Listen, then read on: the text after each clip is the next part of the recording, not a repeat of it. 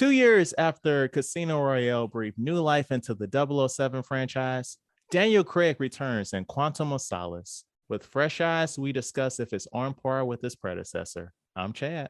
And I'm Matt. This is episode 31 of We Used to Talk About This at Work.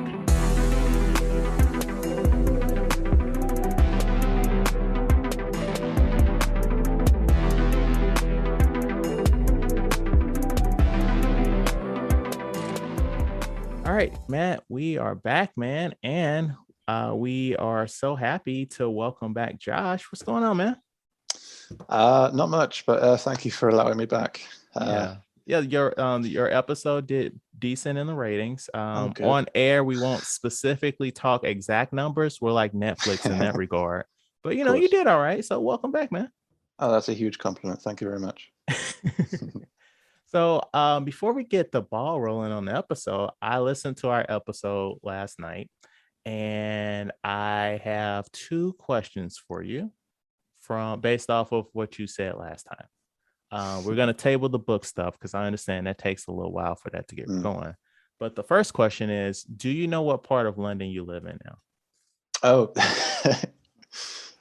luckily, my geography's improved slightly. I live in Twickenham, which is in the southwest.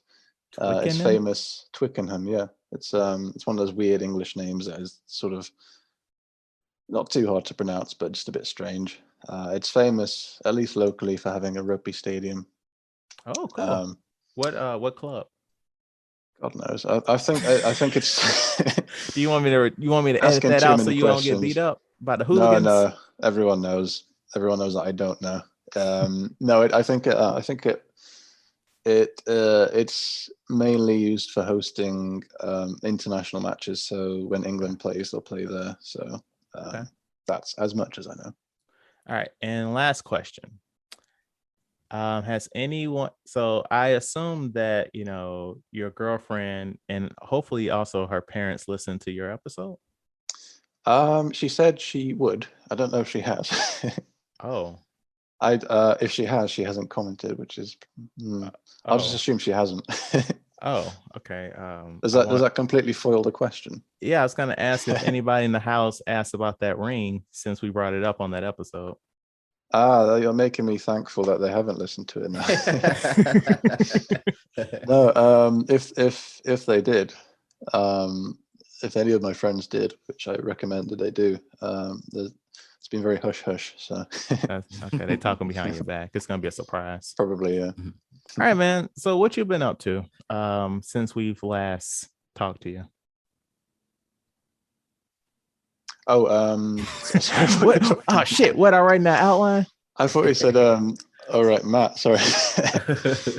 Goodness. I haven't been up to much. I've just been sort of working away, and last time I told you I'd written a novel, which remains just as true. But I've been writing my next one.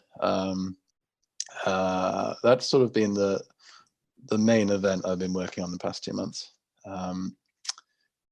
Apart from that, I've just been chilling, watching films. Watched the new Bond film, but we're not here to discuss that. We're here to discuss the one from 2008, is it? Mm-hmm. But yeah, no, I've just been writing and working and. You mentioned that runs. You saw Dune, or did you read Dune? Yeah, I read it and then I watched it, and then I watched the David Lynch film, and then I watched the documentary on the Jodorowsky film. Yes, yes. It's a very strange thing for me to do because I hated Dune. Wait, which Dune? The book? Good question. Yeah, the wait, book. Which... Since there are 4 that I'm talking about, no. The book. I read the book, and as you know, I'm quite into literature. I enjoy reading quite a lot, and I enjoy science fiction quite a lot. The novel I'm writing now is science fiction. So I thought, I need to read Dune because that is the classic sci-fi. On the blurb of the book I have, it says it's the science fiction Lord of the Rings. So I thought this new film's coming out, so I'm going to read the book. And then I did that, and I hated it. which is a very controversial opinion because everyone loves it. It's not controversial. I don't know if you listened to our episode, but I read like 2 or 3 chapters and I was like, I'm good. Don't explain the plot of this movie, the plot of this book, like this early into it. Yeah, exactly. Yeah, no, they've got all the sort of the epigraphs at the beginning of each chapter that basically spoil the story, and don't add anything to it apart from spoiling it. This is obviously just my opinion, but it's a bit of a slog. It's a long book, as you probably know, and it just there are moments when something exciting happens, and you think, oh goody, I can sink my teeth into this, and then it just sort of skips ahead, and it's almost like it's doing it deliberately, and I felt affronted by that, but that's just me. What did you think about the newest film? Yeah, so I preferred it to the book, but that's not saying a lot. I'm being far too critical, but yeah, no, I enjoyed it for the spectacle. I think Denis Villeneuve, he did a Blade Runner 2049. Yes. Which again is just extremely impressive just to watch. You can see all the budget that's just been sunk into it. And yeah, and Dune was really cool to watch, but again, it felt a little bit shallow to me. And again, I felt affronted because it was only half a film. Right. Yeah, I don't. Have you guys seen it? We did a whole episode on it, man. Yeah. Oh God, I'm sorry. I need to. You wrote that in the outline. I know. Yeah. I realized you have a podcast on it. That was me speculating that you had probably already done one on June. I haven't done my homework, I'm afraid. No, I didn't check, but yeah, presumably it's you okay. have seen it. I hated it. I didn't hate it. Really? It was just confusing, very confusing. Yeah. Because I didn't read the book or anything like that, so it was just very confusing to me. So all 3 of us felt the same way on that episode, that they weren't clear. And the only reason I had clarity is because I read a couple of chapters of the book, and then I was on YouTube, and I was like, oh, and I watched the David Lynch movie, which actually you shouldn't do. But then I was like, okay, now I understand these things. I had to do outside research because the movie was made for people that are familiar with the source material. Yeah, no, it was definitely riding on the back of the huge fandom, which has basically developed over the past 50 years. Yeah, it is. I mean, the book's sort of confusing as well, and again, that is deliberate because it throws all these weird terms in there, and a lot of it is just sort of pilchard Islamic philosophy that doesn't really make sense in the context. No comment on that, but yes. Yeah, it's sort of bizarre. And the film, I think for a film as long as it was, and considering it was only the first half, it definitely had time to explain a lot more, and it just sort of didn't. But even as someone who basically did understand what the film was about because I'd read the book, I still felt, it could be better. Yes. So why do you hate Thanksgiving and Christmas? Wait, you don't actually. No, you shouldn't like Thanksgiving. That's an affront to your whole culture. I don't have an opinion. No, I do have an opinion, but it's a positive one. I didn't say I hated it. I was baffled by it. Baffled in the sense of confused because I thought I'd bring this up because it's always a cause of transatlantic confusion. In that so you guys have Thanksgiving, which I think is in 5 days or something. Yep, it's this Thursday. This Thursday. It's the 4th Thursday in November. See, that in itself is confusing, but so before, like in the 30s, I believe they changed it. There had to be a whole act of Congress because previously it was always the last Thursday of November. But the problem with it being like that kind of a sliding scale, on some years it would limit the amount of time between Thanksgiving and Christmas. Okay. And they wanted to make sure that the stores had enough time to like sell all their bullshit. Right. Okay. I didn't know that. I've learned something new. Fun fact. Yeah. This is sort of we were talking before about kind of I suppose Hanukkah, and if you're not Jewish, you tend not to know too much about it. And for Oh, me, wait, they don't know about that. That was pre-show. oh yeah, I know.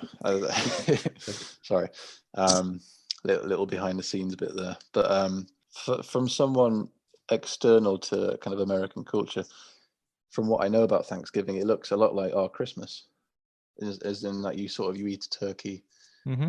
and you'll kind of gather around for dinner. I mean, obviously there's a lot more to Christmas than that, but Yeah, we think of Thanksgiving as like pre-Christmas. right. Okay. So is it sort of the two things are involved with each other, or are they completely distinct? Sort of. You want to jump in, Matt? I You've been completely quiet. disagree with what you're saying. Okay. It's Well, let me say what I'm going to say then. all right.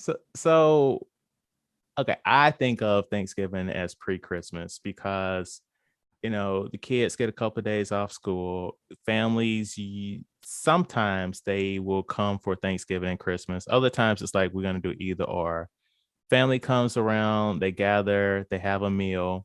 While there isn't an exchanging of gifts, if they are all in on the Thanksgiving festivities, the next day you punch people at the store to buy things for Christmas. All right. So yes, I agree with some of the stuff you said. Like, to me, it is a separate holiday, but it is like that. So with it being so close, a month apart and everything, it is like when you have family coming out of town or from out of town, it is all right. Either we're going to do Christmas or we're going to do Thanksgiving because it's so close. Um, and the connection you're saying, yeah, with Thanksgiving, you have Black Friday next day, of course, and then you're buying the Christmas gifts. But if you just on face value the holidays, it's not really connected because you brought it. You said about the turkey. I don't know what other houses doing, but we only do a turkey for Thanksgiving. We don't do a turkey for Christmas. Yeah, I do ham, right? Yeah. Well, we have ham for both. Okay. Yes, but I'm wondering now if that's a black thing. No, About I what? think I've seen Ham for Christmas in quite a few different films, and Okay. this is mostly Okay. from films I've seen. Okay. Yeah, the idea that you have turkey for Thanksgiving and ham for Christmas, whereas um, it's sort of sacrilegious if you don't have turkey for Christmas. Oh, really? That Interesting. makes sense. Yeah. Our listeners, please email us at weusetotalkpod@gmail.com. Yes, I would be interested to see who has turkeys for Christmas. Maybe that's a thing for like other cultures do, and I'm just not aware of it. Yeah, it's an interesting question. Because also we don't have. I'm trying to think of we have a quote unquote Christmas dinner. Like, I mean, there's food on Christmas, right? But it's not like where Thanksgiving you have your big quote unquote Thanksgiving dinner, right? But I don't think that we actually have a Christmas dinner. Like It's the only thing I'm like, it's more free for all. yeah, I didn't know that. Yeah. I can't think of one. Yeah. Do you have Christmas crackers? So I'm familiar, but Right, okay. I'm sorry, Matt. God, I'm No, so explain to me. I have no idea. I have never heard of Christmas crackers. The things you pull apart, right? Yeah. So you sit down at Christmas dinner, and then between each place there's this, how do you describe it? It's basically a tube made of paper. Yeah. And you pull on it with your neighbor, and it sort of explodes. And there's a section in the middle, and whoever basically wins gets the section in the middle, which will have like a really crappy little toy in it and a stupid joke or something like that. Sometimes there's a crown. Oh, there's always a crown. It's always a crown. Oh, okay. Yeah. So they sell them at Target. I mean, I know that that's not there, but also here you can get them from World Market. But we've done them a few Christmases. Okay. Just because we knew that they, were British, and we're like, oh, this is cool. Yeah, it's a weird tradition now that I think about it. So since we're on the topic of people's holidays and stuff, explain Boxing Day to us. Do you not have Boxing Day? We do not. Oh gosh. Well, maybe we do, but we don't call it Boxing Day. What is it? Yeah, well, as far as I'm aware, it's just the day after Christmas and we call it Boxing Day, and I'm not entirely sure why. I've definitely asked in the past, but I can't remember. So if there is a It's reason, a secret. it's not too interesting. Um, yeah, you definitely get the day off work, but I can't tell you any more than that. Apologies. Okay. I got a question for us, your holidays. One thing I hate about our holidays is they don't coincide with the weekend. With like Japanese holidays, they coincide with the weekend to get more time off. Like, for example, as long as we've been doing this, and they know, when I say they, I mean the government knows people travel and stuff for like Thanksgiving. Why isn't Friday a day off for everybody? If you know people are traveling, people coming in, why are you still making people work on a Friday, or they have to take vacation for that? Well, partially because of that, I think. I mean, because I'm like the Japanese holidays, they always, It's like Thanksgiving where it's like the 5th blah blah of each month or whatever. well, no, it's like they get a day, but then like they will, it's not like a set day, but like they coincide with like it's multiple days. So it'll be like they have like a lot of holidays based off like stuff. So it'll be like tree day, and tree day will be on like a Thursday or something like that, and then it'd be like close to the weekend, or they'll give them that day off or something like Tree Day that. Part 2, The Revenge. Right. It's like weird stuff like that. Okay. So, and like they get multiple, and they get like some holidays they get like multiple days in a row for a holiday, which we don't have at all. You don't get any of their holidays off because you No. work on base. Yeah, because I work for the government, but the fucked up part about it is like they get their holidays and they get our holidays. That's funny. I want to be off on tree day too. You want to be like a Jewish kid in a regular school where they get Jewish holidays and Christian holidays? Yes, that's what I want. Whatever days off, I want to be a part of it. That's a dream. But yeah, Josh, you was talking about how you're writing another book. Can you give us a little plot line or A little sneak the new peek book? Yeah, what the new book is about? inside the Yeah. mind of Josh. Oh God, you don't want to be there. It's this one is a bit of I guess a 180 from the other book. It's a science fiction novel. It's set in a post-apocalyptic English landscape where there's been this disease, which at the moment I'm calling the Blight, and it's basically killed everything. So it's 28 days later. Yes. No. Far more original. It's no, there's no zombies or anything, but it's the people who've survived. They live in these cities that are kind of floating in the air because the blight kills everything on the ground. It's kind of travels through the soil. I need to stamp this out and make it make sense because currently it doesn't. But essentially, if you live in these really tall cities, you can live, but they're very isolated communities. And the protagonist, she grows up in one, and basically there's these radios everywhere, and there's this voice which constantly comes through them, and it tells them what to do at all hours of the day. It's sort of like a religious voice, so it tells them to pray and things like that. And because it's constant, it basically precludes all thought. So you can't really think, you're just hearing this thing nattering away all the time.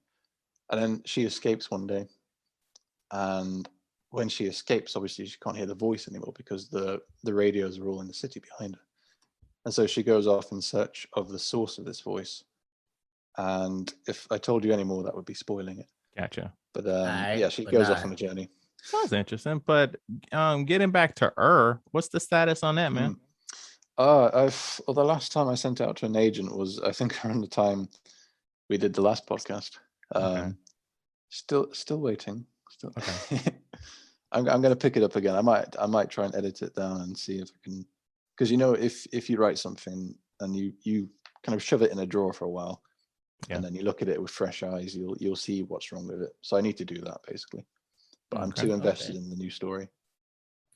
Got you. All right. So Matt, what you been up to, man? None too much. My son has started football. Now, when you say football, do you mean globally football, or do you mean American football. I mean American football. Well, he's In- done in Jap- he's done football before, where global football before, but now he's doing American football. in Japan. Yes, in Japan. And So as much as this reminds me, did anybody see that fourth Transformers movie? Or No, maybe it was Stopped the after fifth one. one. It was one of them where they went to China for no reason, and like they had some Chinese kid playing American football, and I'm like, what the fuck is this? Michael Bay, Hey. you've gone too far. hey, they do it. They do it. Actually, no, I take that. I mean, some people do it, but like their version, the big thing is rugby, like in Japan, the Mhm. closest thing to American football. But no, this is through the base. Okay. Yeah. So I'm a huge football fan and everything. And my son was out there, and the first thing I thought about was he was like, "So how was it? How was his first time? Was it good?" I was like, "No, it was bad." Who asked this? My son, he was like his first day of practice and everything. Oh, I how was was he? I got How you. was he? Yes. He was like, I was like, yeah, it was bad. But I'm like, hey, you start at the bottom. There's nowhere else you can go is up from here, because he couldn't catch. He wasn't like right now they're doing like flag football. Okay. We're helping him like that. So he was like, couldn't pull the flags. And like instead of like your goal is to get a touchdown. So like it's not just him too, it's all the kids, to where instead of them like, trying to get away from somebody grabbing your flag and running for a touchdown, it's like a game to where like I just don't want you to grab my flag. So like they're just running backwards and stuff like that to escape the flag. It's more like a tag. They're playing tag with the ball versus actually trying to score. So it's gonna be a work in progress. It's gonna be a work. It's because so like the following week, I went out to the field, played catch with him and everything. Hands are like stone, couldn't catch nothing. So I was like, maybe you might be better on defense then. So yeah, that's where we're at now. So I feel like maybe I should have been one of those parents where you see like 6-year-old kid is like a phenom or doing stuff. I was like, maybe since he was born, I should have been throwing him passes and stuff so he would be prepared for this moment. But no, I wasn't. I mean, And there's still time to improve. well, yeah, that's what I told him. I was like, hey, this is your first time doing this. You'll get better, hopefully. But he had fun, and I guess that's all that matters. So did you switch him to football and take him out of, was he in karate, taekwondo? What was it? Kickboxing. Yeah. Did you take him out of kickboxing because he was getting too good and you was worried about him whooping your ass? No.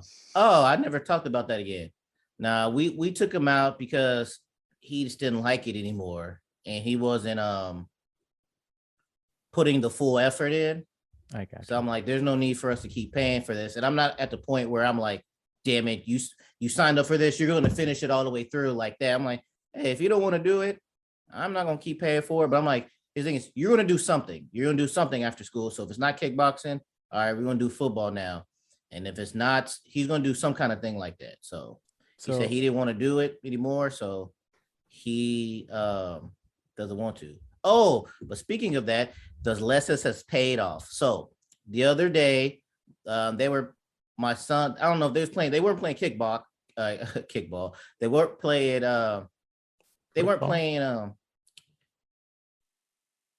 football. No, Flag football. no, kick. What's Rugby. the ball you kick? Kickball. It's called kickball. That sounded weird when I said it. Yeah, yes. We went around in a circle and you were right the first time.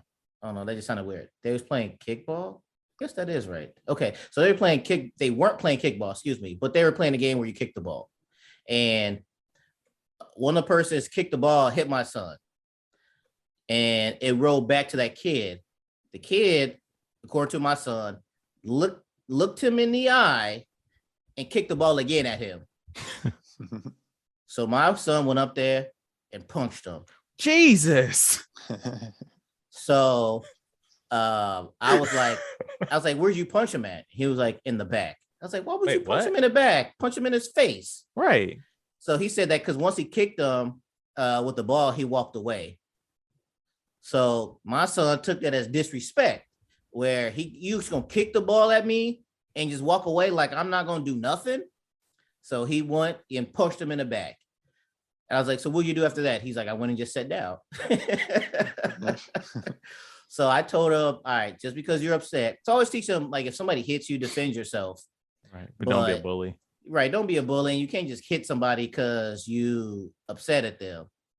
But I was, cause I know he don't listen to the podcast, but I was happy that he did it because he's he's not the violent type or whatever like that. He's the one like if this was a movie, he'd be like the kid that was getting bullied. He won't type. So at least he felt the aggression or whatever is inside of him to, I didn't like that. Let me defend myself type of thing. That's good, I guess. So kickboxing lessons has helped him build up his confidence, I would say. Good. How old is he? He's 10. 10. Oh, okay. Cool. Yeah, no, he's got time to improve his football. Yes. But speaking of school and things, so my Netflix recommendation is a show on Netflix called Sex Education. Season 3 dropped a couple weeks ago, and I was finally able to finish season 3. Have you guys seen Sex Education? I'm halfway through season 3. Okay. At the moment. I haven't seen any of it. Let me ask this: as someone from the UK, how do you feel about the show and the liberties that it has taken on, little things like, school? It's completely inaccurate. I know. That's what doesn't I'm saying. resemble the UK in any sense. Wait, hold on. Well, explain why, because I'm taking this as face value. Whatever happens at that school, I'm like, the UK people are crazy. Because they basically are like, here's British people, but it's modeled after like American school. Yeah, it's strange. So it's the school itself could be a British school, just architecturally speaking.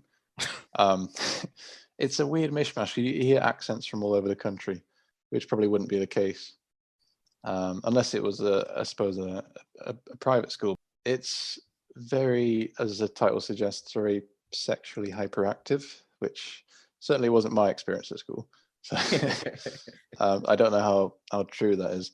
And then there's also, and so in the latest season, there's this whole controversy where the head mistress, a teacher, she introduces a school uniform for the kids. Now, this wouldn't be controversial because pretty much every school in the country has a school uniform, and they're like, that's fine. And these kids, they are just not having it, and they're basically, the show just kind of paints her out as like a dictator. I ended up finding myself sympathizing with her, but I'm not through the whole season yet, so I can't really comment. But I mean, there are plenty of shows that do this where it will be set in a certain country, but they'll basically divorce it from its context, so it's more palatable for people around the world to watch it. No, you can say Americans. You can say Americans. No. I don't mean Americans. I mean just anyone. So say if I, for example, am watching a show in Japan, Matt would understand it with all the contextual, or presumably it would, with all the sort of the little societal things that I wouldn't pick up on. But if they got rid of those, then it would make a lot more sense to someone like me, and I'd be more inclined to watch it, for example. And I think that's what they've done with this show, and it's worked because it's a very successful show. But it's very unrealistic at the same time. Right. And so to give you, if you never watched the show, and to give you an overview what it's about, you have I think it's 6-7 main characters, what they focus on throughout, and they're in school, and different scenarios basically revolve around sex. The main character name is escaping me right Otis. now. Otis, that's right. Otis's mother is played by Gillian Anderson. Yes. Scully from X-Files. Yep. Yes. And she's a therapist, a sex therapist. Yes. Yep. And so basically he has, the knowledge or whatever like that. So Otis helps kids with their sexual questions and things like that. That evolves in like the first season. trickles into the second one. But in this third season is where, just more of season 1, season 2. I recommend it without giving any details because it is the third season, but I do recommend it. But I do have one comment. So, Josh, what is the last thing you watched on that on season 3? I actually ended halfway through an episode because I was too tired. But it was it was what's I can't remember his name. Well, he's crawling down a bus on magic mushrooms. Oh, Jackson. yeah, Jackson. yeah. And then he's knocking on a door. Oh, okay. So I when Otis was dating Ruby, and then you can tell he doesn't want to really be with Ruby. He wants to be with Maeve. I'm like, he crazy. Ruby's sexy as shit. He needs to be with Ruby. But that's all I want to say. But one thing I do like about season 3, it's kind of like we talked to, well, that was pre-show stuff. But like, if you don't know something, you kind of just don't know about it. So on this season, they've already dealt with like gay people and stuff like that. But now they get into this season, they get into non-binary people and stuff like that and what they go through. So it's like, if you don't know that, you would just never know what they go through. That's cool. So yeah, so the name of the show is called Sex Education on Netflix. Has 3 seasons out. I highly recommend it.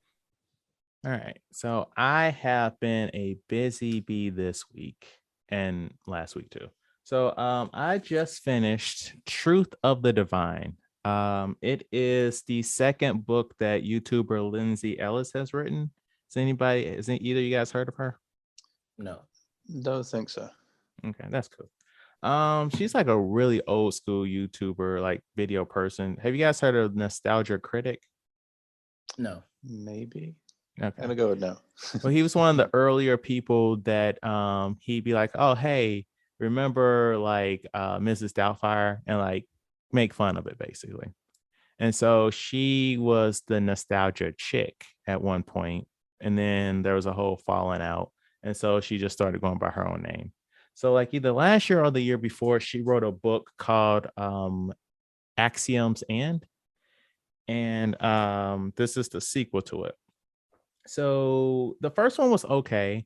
Basically, it's aliens have come to Earth, and she is that special girl that is befriends one and tries to bridge the gap. But then there's other aliens trying to do some crazy shit. And so overall, it was a fine book. I was like, I appreciate the author not being like, oh yeah, this girl wants to fuck this alien, right? And so like at the very end of the book, it was heavily hinted at the girl like the alien. I was like, God damn it, Lindsay, don't do this. So jump to the sequel. And about like 3 or 4 chapters in, the main character girl has some very vivid stuff about like, oh man, I would like to have sex with this alien, and this is how I would do it. And I'm like, God damn it, Lindsay, why are you into weird shit? I'm not here for this. Can I ask what the aliens look like? So their bodies are kind of like mechanical, but like then they have like the head of like a cat. Oh, stop. All right, stop. Right. So yeah, man. And then like this book was split off between the main girl from the first one and a new male character. And I'm like, I'm not here for this male character, but I get why she sidelined the female character because she had like PTSD from the first book. So her mental health was shot. So I get it, but I'm not here for this dude. But overall, it's an all right book. I would not recommend it, but it was all right. Do you think it's gearing up for another sequel, like a full? Yeah, trilogy? she's already working on the 3rd book. She already put on her Twitter, look out for it in 2023. Okay. Then also, so do you play Xbox at all, Josh? I know you're a PlayStation guy. Oh no, you've got me wrong there. No, I am an Xbox. I listened to the last episode, man, and you were like PlayStation for life. I did not say that. I will send you a clip How of you dare saying you. these words, sir. I dare you to. No, I'm exclusively Xbox. So there, yeah. So did you download Halo Infinite? I did, yeah. The surprise release on, was it Monday? Yes. Yeah, yeah. I've played it today actually. So I've been really hyped up because they were like, "Oh yeah, Halo Infinite is about to be free to play, free on Game Pass." I'm like, "Bet, let's fucking go," because I don't have an Xbox, but I have a computer, and Microsoft has been beefing up this streaming stuff on Game Pass. Where you don't even need like your computer doesn't even need to be good, as long as you got an internet connection, you're good to go. Yeah. So I'm like, okay, cool, surprise release. I get on my computer, it's a Windows computer that I was on, and I was like, okay, all right, in Game Pass here. And I'm like, it keeps asking me to download this game. How do I stream it? And it's not one of the games that you can stream. So I was very upset because I was a big Halo guy back in the Xbox 360 days.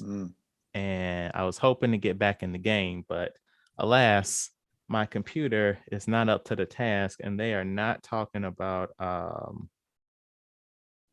letting me stream that. My condolences. Yeah, I mean, it's still going to be there in a year's time or whenever you get the chance to play it. And to be honest, it'll be better as well because they released it early, and it's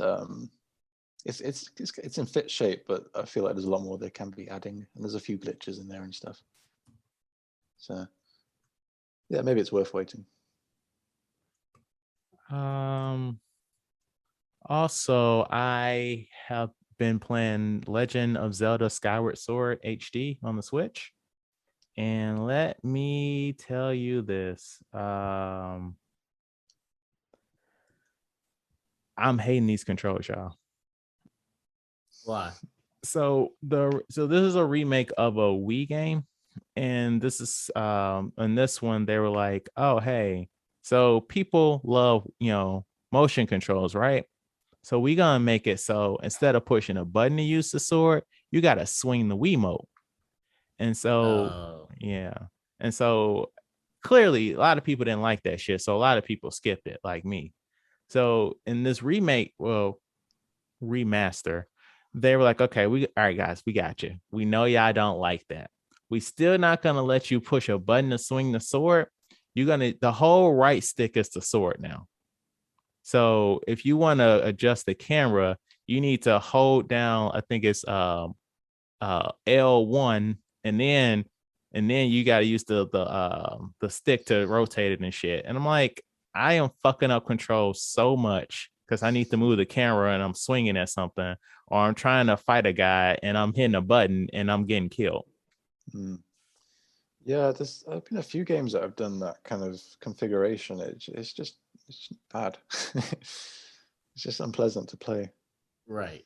Yeah, that's what the worst thing is. Like a game you want to play, but then like the controls are weird, and you can't, and it's just hard to do. Yeah.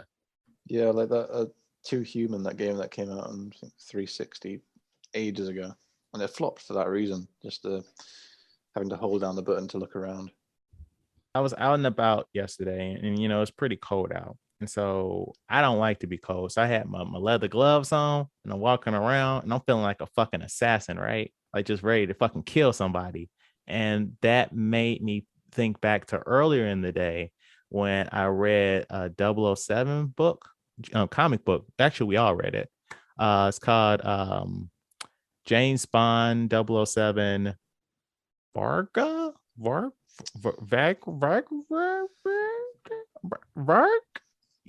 Matt, where you at, man? Vargr. Yeah. Vargr. Yeah. Vargr. Yeah, that one too. So this was, I'll go first. I really like this comic book. I've never read a non-short story of a James Bond, and I never read a James Bond comic book. So all the James Bond exposure I had was the movies. And like in this comic, this motherfucker is brutal as shit. Like, just like the fucking, just like he don't give a fuck. Like, I'm not gonna subdue you. This fight is taking too long. I'm gonna shoot you in the fucking face and I'm gonna keep moving. And I'm like, God damn. Like it starts off with like when he threw that cinder block at the guy's back. I was like, wait, what are we doing here? Daniel Craig would never do that.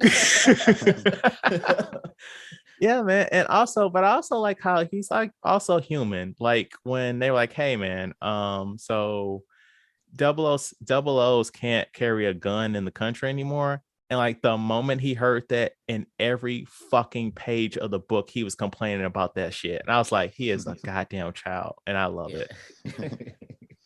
Yeah, they definitely got his character down to a T. But yeah, it's a lot more gruesome than the films or the books.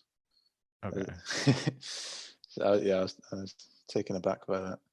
I guess let's give a quick synopsis, not to do any hard spoilers, but basically the book is Bond's on his next assignment and he's tasked with finding out who's bringing in this new drug into the country and to put a stop to it.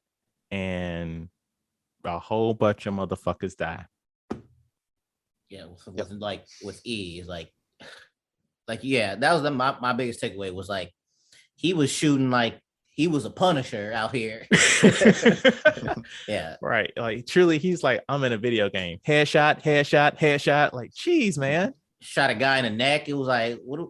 And one dude was like the part where they gave him the wrong location and he shows up. He just started. He shot. Yeah, he just started shooting. He didn't even like ask no questions. They weren't even after him then. He just turned around the corner and the dudes were staying there, so he shot him. Right. Now, what killed me was there's a part where he comes in from the airport and he's picked up, and the people tell him that they're with him, but then when they get him in the car, they try and kill him. And like he fucking kills the driver and like incapacitates the person that's trying to kill him. And then he calmly goes to the trunk and gets his luggage and just wheels that shit to where he's supposed to go. I'm like you didn't just fucking kill some people? Like, what the fuck is this? Also, this I'm basing this off I didn't know James Bond smoked. Yeah. I was surprised that they kept that since it was a modern story. Yeah. Does like Sean Connery, James Bond smoke? Yeah. Oh, okay. He does in the books as well. Okay, because I'm like Daniel Craig or I mean, you can't smoke now. That's Pierce Brosnan. Yeah, he didn't smoke. I'm trying to think like did the older one smoke? I think it was just Connery. I think what happened was it sort of slowly fell out of fashion. Roger Moore would smoke the occasional cigar. I think Brosnan did too, and then they just scrapped it completely after that. Yeah, but yeah, it seems like after every kill he did, he like smoked a cigarette afterwards. I think. Yeah, but also like I can't speak for the UK, but in America, like if you have smoking in your movie, that's an instant R rating. Really? Really? Yeah. Is that a new thing? Yeah, it's within the last like 10 years. Right. Okay. All right. That probably explains it then. I didn't know that. Yeah, I didn't know that either. Like they really don't want the children to see that. Well, they can always read this comic book. Right. In your local comic store. Also, I was very surprised that they made M black. I was like, okay. Like Moneypenny being black. I was like, okay. But then he went to the office. I was like, who is this black man? What's happening here? Right. What are you doing in his chair? Right. I guess again, it's part of the sort of modernization. I guess. Yeah, it's interesting. They've done a good job of keeping it modern, but also keeping it very much rooted in, like, just looking at like how Bond himself looks is he's sort of like an amalgamation of all the different actors. Yeah. And then Moneypenny's a bit like Naomi Harris, I guess, but not quite. Still a different character. Just black. And then Q is also sort of like he kind of looks like on Cleese. Yeah, I was thinking that. Yeah. Also, I like how they were giving him shit about his gun. He's like, this is a woman's gun and not a nice woman. Yeah. It's like, can I take that prostitute's weapon away from you? Like, Jesus, Q. Yeah, it's a good laugh as well. Yeah. But overall, you guys liked it? Yeah. I spent like $30 on a humble bundle of all James Bond comic books. So trust, we will be reading this shit. All right, y'all. Thank you for the sacrifice. All right. One last thing before we hit the movie. I forgot to bring up the theme song for Casino Royale last time. I fucking love that song. You Know My Name. Yeah.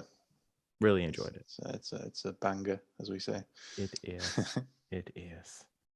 And we're about to discuss the last upbeat Daniel Craig James Bond song. So this week we discuss Quantum of Solace. When you can't tell your friends from your enemies, it's time to go. You don't have to worry about me. This man and I have some unfinished business. The first thing you should know about us is that we have people everywhere. What the hell is this organization, Bond? How can they be everywhere and we know nothing about them? This is the world's most precious resource. We need to control as much of it as we can. Name check, Dominic Green. He's a person of extreme interest. We've already begun destabilizing the government. You know who Green is and you want to put us in bed with him. Yeah, you're right. We should just deal with nice people. Bond is back moments after the end of Casino Royale with Mr. White captured and ready to be interrogated. Sadly, the mysterious organization he works for, Quantum, aids in Mr. White's escape before he can be questioned. Bond's search for answers into Vesper's past leads him to uncover a plot to disrupt the water rights in Bolivia, and he finds a woman out for revenge similar to himself. By the end, Bond regains his Quantum of Solace, and we'll explain what that is in a little bit, y'all. Josh, what did you think of the opening song of this movie? Another Way to Die. Yeah, it's okay. I feel like with Bond songs, the range is vast. It goes between amazing, incredible, and just dog shit. And I feel like this one's probably squarely in the middle. It's fairly forgettable, but when you're actually listening to it, for me it's kind of good. It's pretty standard rock, I guess. Matt? I don't know, because I didn't listen to it. What do you mean? I skipped it. Like that's what I was going to talk about. I hate that. Like in these Bond films, how you stretch out the fucking music with that whole shit. Come on, man. I didn't come here to see some shit. Start the fucking movie, man. I hate that. It is very interesting that you said this. I just watched a YouTube video about this, about like opening theme songs and like how he was talking about like the origins of it. Mhm. And then like how, movies started doing it and audiences are like you just said, start the fucking movie. I don't want this. Like this is slowing down the movie, like slowing down the pace. Because hold on, before you finish, because you had this great action sequence at the beginning and you do this and then you transition, then you slow it down with this whole musical thing. And it's like, what are we doing? But now go ahead. No, I mean, that was basically it. Like audiences don't like it. So like you rarely see them now. Like James Bond is like one of the few movies that like will make you sit through an opening thing and you're going to see the names of every fucking person that worked on this movie before the movie starts. And he also mentioned how Marvel does them too, but you don't see them until the end of the movie. And it's like, why did you waste all that money in making this if you're just going to throw it at the end of the movie? Right. Because I was just like, now thinking about it, yeah, it is just the Bond movies because I'm just watching it. So like, I just skipped it. I didn't listen to nothing. I was like, because you're just dragging it down. You got me on this roller coaster with this high speed chase and everything. And now you're gonna, and it always seems like it lasts forever. It's like, it's not like, I don't know. I can't 10 seconds, 20 seconds. It seems like, I don't know how long it is. No, it's the whole song. It's like 3 or 4 minutes. Right. So it's just like, yeah. So I skipped it. Fair enough. I like this song. Like, I know that it's not a song that a lot of people like, but like, I love like the little, what's that, like electric guitar at the beginning, that no, and I like Alicia Keys and Jack White's okay. Yeah. Or at least start it at the beginning. No, that's not what it's doing. It's giving That's you a not how it taste. It's works. like a TV show, like where you get the little, you get your little stinger, and then you get the theme song, and then you get the show. That's think of it like that. Nah, Yeah, that's stupid. I always enjoy them, but I never realized people didn't. But it makes sense, and you're right in that there aren't many films that actually still do this. Yeah. I think Mission Impossible, you have that montage at the beginning of scenes from the film to the Oh, theme, yeah. the Yeah, soundtrack. but those aren't as long though, and No, they no. try and keep those like as brief as possible for people like Matt that just want to get to the movie. Like respect, like I'm not of that opinion, but I'm not gonna fault you for wanting to get the movie going. Yeah, that's fair. But all right, so Josh, what were your thoughts on Quantum of Solace?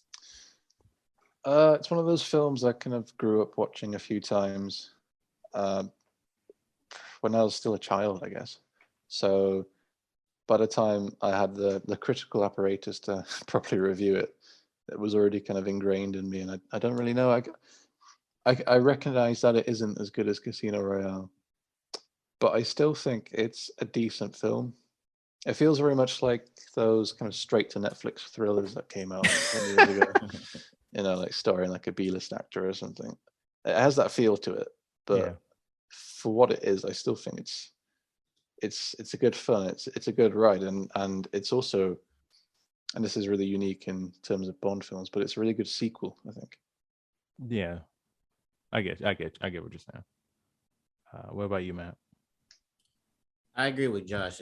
Casino Royale was better. And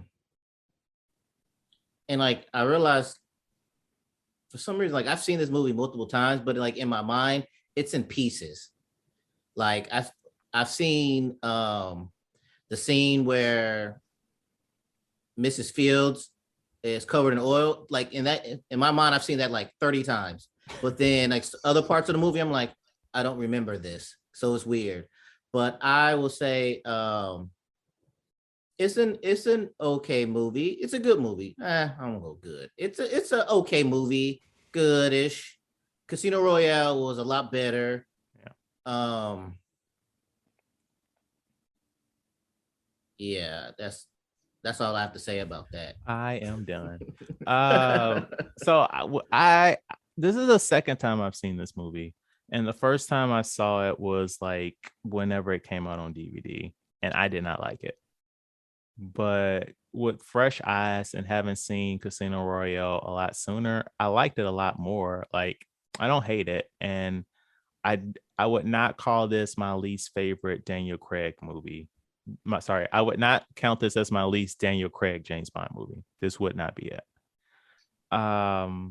I saw something as I was doing my research on this episode that called this movie DLC for Casino Royale. And I feel like that's very apt. Right. It's a solid movie. What I really like about this movie is, and especially Casino Royale, is like how down to earth the villains' plots are. Like in the first one, Lashif was like, I am going to short this stock GameStop style. And this one, Green is like, we are gonna fucking cause a real drought, and then we're gonna extort this country. And this actually happened, and we're gonna get into that in the trivia.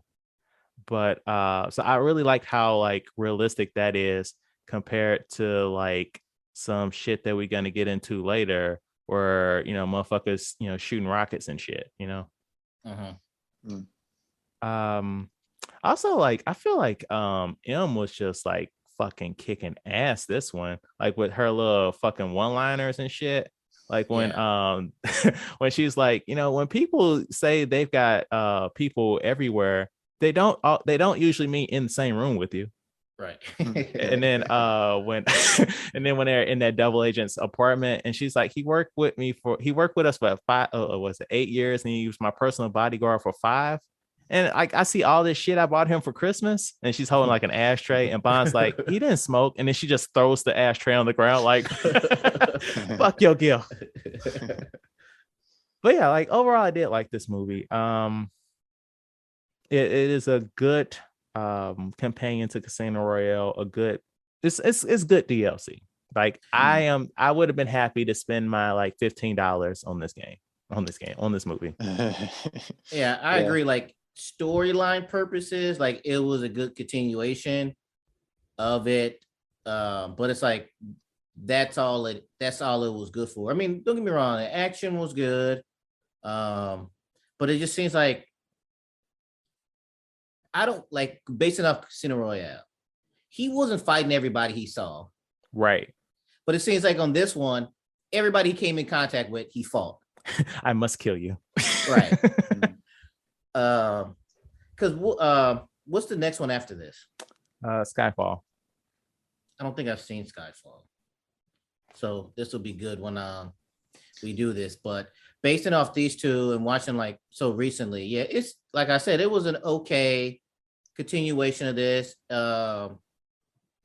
Good action, but because wait, I'm thinking, oh no, wait, he slept with Mrs. Fields. I'm trying to think, he didn't sleep with anybody in this movie. No. It's just Mrs. Fields. Yeah, and I also like when he got to the hotel, he saw like, hey, I can't find my stationery. Can you help me? Like that's lines that's working out here now. Right. That's all it took, huh?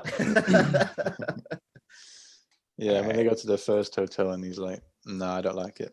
Right. I'm not slumming it. Ew. So I read the short story that this is based off of, and I was expecting some shit where James Bond is about to do some cool spy shit, fucking motherfuckers up. But this is a story about James Bond being told a story about a couple whose marriage like disintegrated. Yeah, nothing at all to do with the film. Right. Yeah. So I want to read to you guys a quote, and this explains what the Quantum of Solace is. This passage from the book. It says, the governor paused and looked reflectively over at Bond. He said, you're not married, but I think it's the same with all relationships between a man and a woman. They can survive anything so long as some kind of basic humanity exists between the two people. When all kindness has gone, when one person obviously and sincerely doesn't care if the other person is alive or dead, then it's just no good. That particular insult to the ego, worse to the instinct of self-preservation, can never be forgiven. I've noticed this in hundreds of marriages. I've seen flagrant infidelities patched up. I've seen crimes and even murder forgiven by the other party, let alone bankruptcy and every other form of social crime. Incurable disease, blindness, disaster. All these can be overcome, but never the death of common humanity in one of the partners. I've thought about this, and I've invented a rather high-sounding title for this basic factor in human relations. I've called it the law of Quantum of Solace. So that is what the Quantum of Solace is. Essentially, Bond felt extremely betrayed by Vesper in the first movie. Well, by the end of the first movie. And so like he was on a warpath in this one, just fucking killing every fucking body, not doing his job. And so by the end of it, he released some of that hate in his heart. That makes, I mean, now you explain like that, yeah, because he let the guy live at the end, and he gave him motor oil, but still he helped him out. Right. Well, there's a guy after that as well. Vesper's old boyfriend. Oh yeah, he lets live. Oh yeah, that's right.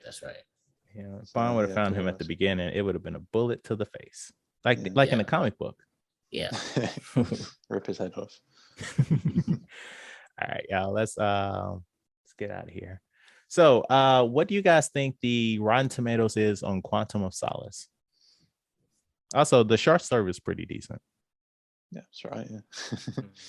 I'm gonna say 61. I go with 70. 64. With a 58% audience score. They didn't like it.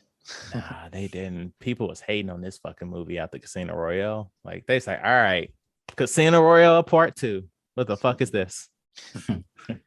All right, trivia time. Quantum of Solace represents the first time that a James Bond movie, or any Hollywood blockbuster for that matter, opened in this country prior to its US premiere. A, India, B, China, C, Mexico, D, Bolivia. Bolivia, since it happened there. That would make sense. Yeah, I'll go with Bolivia. India. Ah. I wonder why. It probably trade shit. Oh. It debuted in India on November 7th, 2008, exactly 1 week before it rolled out in North America. Mm. All right, let's see here. Let's do a trivia dump. So the movie's a pretty clear reference to the water wars in Bolivia that occurred in the year 2000, when water rights were sold to a corporation, which sharply increased the price beyond the ability of many Bolivians to pay for it, inciting demonstrations that forced the government to reverse the decision. The U.S. agreement in the movie to support a coup in order to get oil also recalls America's swift support for and possible involvement with an attempted coup in Venezuela in 2002. Interestingly, the evil plot from the movie is less evil than the real life one, as the intended price hike is less than the one that actually happened. Oh, wow. And I bet it was something where they probably had it like at the same thing, but then a writer was like, well, a producer was probably like, nah, that shit sound too evil. People gonna think it's fake. Yeah. In a later interview, Daniel Craig revealed that the script originally wasn't intended to be as much of a sequel to Casino Royale as it ended up being. However, because of the writer's strike, they had only the bare bones of a script, and Craig and director Mark Foster ended up rewriting a lot of scenes between them, with many decisions being made on the fly and at the last second. Much of the content that made it such a direct sequel to Casino Royale was a last-second addition. Also, the title was chosen more or less at random, with Craig saying that most Bond movie titles are meaningless anyway. He's not wrong, to be fair. What is a Skyfall? Jeffrey Wright's role as Felix Leiter was originally much bigger, but on-set rewrites reduced his role. And lastly, James Bond and leading Bond girl Camille share a kiss in this movie, but do not make love, making it a first for a James Bond movie. Yeah, that's what I was thinking. Yeah. It's a very forced kiss as well. It is. Yeah. It is. Like, they're like, hey, we have to do this. I'm so sorry. Yeah. All right, man. Thank you for coming back, Josh. Do you have anything to plug? Ooh. Not really, no. No, just it's a pleasure to be here. That's enough for me, you know. It's a privilege. Well, like I said, we genuinely, it's nice that we've met you, and we genuinely appreciate you working with us with these 3 time zones that we have to figure out to get this recording to the people. And we appreciate, well, I'll speak for myself. I appreciate your insight. I second that. I appreciate you being on. I just lost my train of thought. That's fair. But thank you for being on. We appreciate it.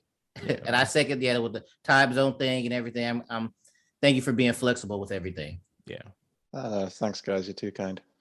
All right. So thank you so much for listening. Please rate, like, and review our podcast on your platform of choice. If you have any feedback, please email us at weusedtotalkpod@gmail.com. Like our Facebook page, We Used to Talk About This at Work, and follow us on Twitter and Instagram at We Used to Talk Pod.